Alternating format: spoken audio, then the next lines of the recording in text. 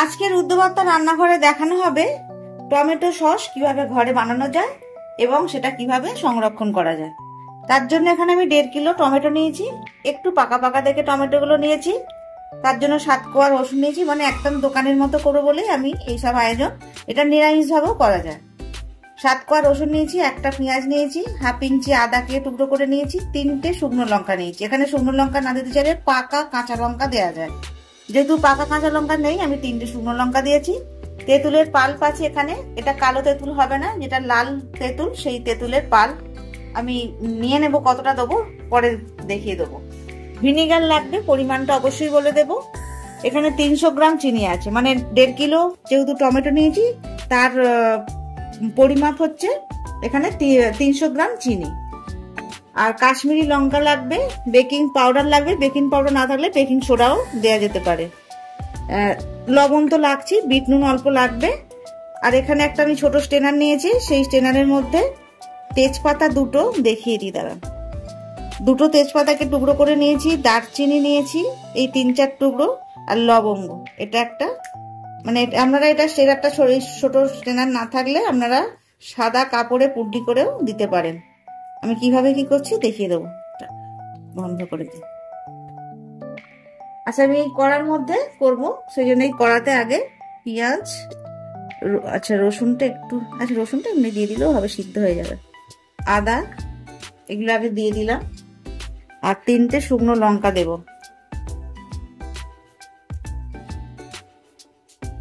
এবার টমেটো গুলো আমরা রাবলি কেটে নেব।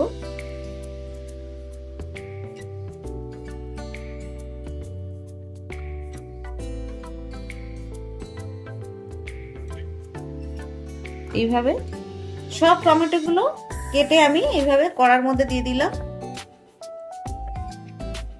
আচ্ছা, এবার গ্যাসটা আমি তো জ্বেলেই দিয়েছি। এবার এটা এর মধ্যে কোনো রকম আর জল দেব না, কারণ টমেটোর যে রস বেরোবে তাতেই কিন্তু এটা সিদ্ধ হয়ে যাবে। আর এই যে পুডলিটা, এটা আরেকবার ধুয়ে নিই, কারণ এটা এর মধ্যে দেবো তো। এটা এর মধ্যে এইভাবে দিয়ে দেব, দিয়ে আমি ঢেকে দেব। এটা এইভাবে ঢেকে দিলাম। আর এখন কিন্তু গ্যাসের ফ্লেমটা হাইতেই আছে। এইভাবে 5 মিনিট থাক, তারপরে আবার একবার উল্টে দেব। 5 মিনিট হয়ে গেছে, এটা আমি ঢাকনাটা খুললাম। আচ্ছা, এর মধ্যে আমি স্বাদ মতো লবণটা দিয়ে দেবো। 1 চামচ লবণ দিয়ে দিলাম, পরে স্বাদ মতো দেওয়া যাবে। আর কারণ এর মধ্যে আবার বিট নুন একটু অ্যাড করব, লবণটা দিলে তাড়াতাড়ি আরো সিদ্ধ হয়ে যাবে। দেখুন এর মধ্যে কোনো রকম জল আমি ব্যবহার করিনি, তাতেই কিন্তু এত জল বেরিয়ে গেছে।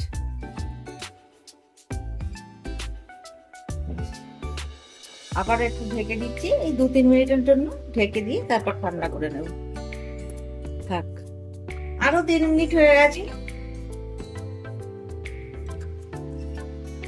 টমেটো খুব ভালোভাবে সিদ্ধ হয়ে গেছে। এবার আমি এটা গ্যাসটা অফ করে দেব,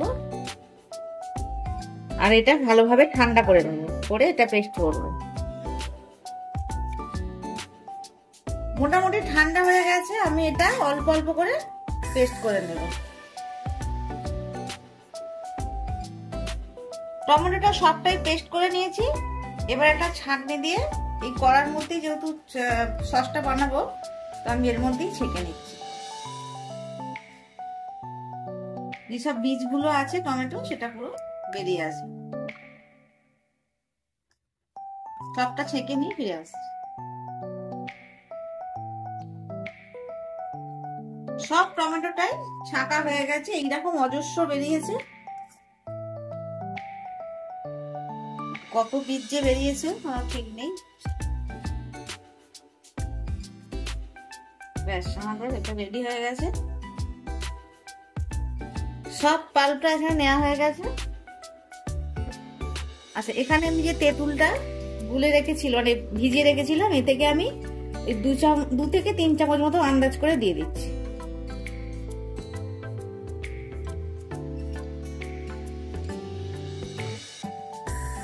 এটা দিলে না খেতে খুব ভালো হবে।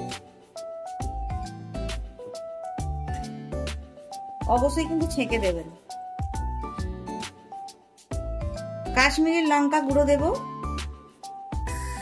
2 চামচ মতো। এটা কিন্তু সুন্দর কালারের জন্য।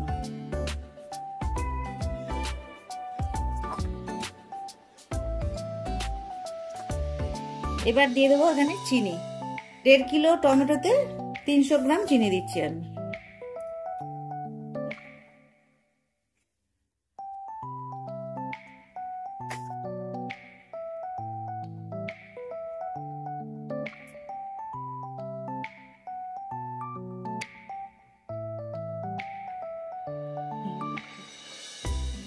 এখানে আমি ভিনিগার নিয়েছি, ভিনিগারটা আমি এখানে 1/2 কাপ মতো দিয়ে দেব। এরকম একটা বড় সাইজের কাপ, তার 1/2 কাপ দিয়ে দিলাম ভিনিগার। লবণটা অবশ্যই চেক করে তারপর দেব। আর এবারে দেব কিন্তু যদি দেখি লবণটা মোটামুটি ঠিক আছে তাহলে একটু বিট নুন দেব। এখানে বেকিং পাউডার আছে, বেকিং পাউডার আমি দেব। বেকিং সোডা হলেও হবে, পাউডার হলেও হবে। এই 1/2 চামচেরও কম।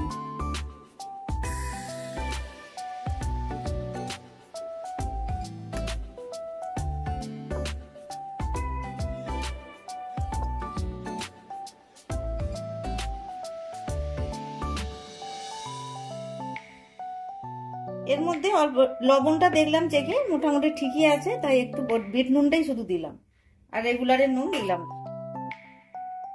এবার এটা আমি বেশ কিছুক্ষণ ফোটাবো, যতক্ষণ এটা ঘন হচ্ছে। আর এই যে ফেনা ফেনাটা হচ্ছে, এটা চিনিটা যত মেল্ট হচ্ছে ততটাই মানে তখনই এটা ফেনা হবে। এটা ভয় পাওয়ার কিছু নেই, এটা আস্তে আস্তে কেটে যাবে। ব্যাস, টমেটো সস কিন্তু আমাদের রেডি হয়ে গেছে। কালারটা দেখেছেন কত সুন্দর এসছে। আর এটা পারফেক্ট হয়েছে কি দেখবো একটা প্লেটের মাধ্যমে। এই দেখুন, এই যে কত স্লো মোশনে এটা নামবে, তার মানে আমাদের সসটা রেডি হয়ে গেছে। যদি খুব তাড়াতাড়ি এটা আসতো তাহলে কিন্তু আমাদের আরো দেরি হতো, মানে আরো সসটা বাকি থাকতো, মানে তার মানে জল ভাব আছে। আর এর মধ্যে তো আমি কোনো রকম জল ব্যবহার করিনি, তাই এটা কিন্তু খুবই তাড়াতাড়ি হয়ে গেছে সসটা।